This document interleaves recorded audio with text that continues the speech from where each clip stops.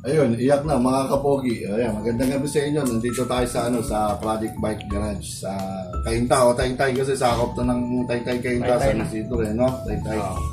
Kanina nagbabiyahe ako, may pasahero ako, inabot yung motor ko, umusok, nakamoy sunog.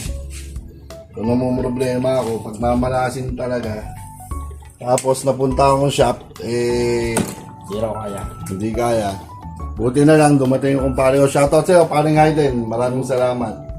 Ang malapit na mekaniko ng Taytay, Kainta, pinag-aagawan to.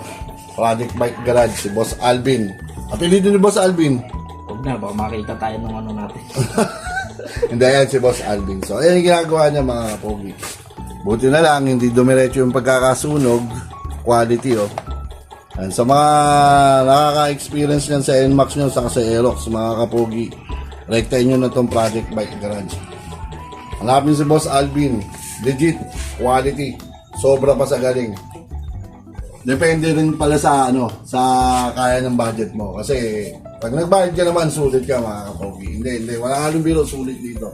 Salamat, Project Bike Garage. Puntahan nyo na. Yun, naka-minus din.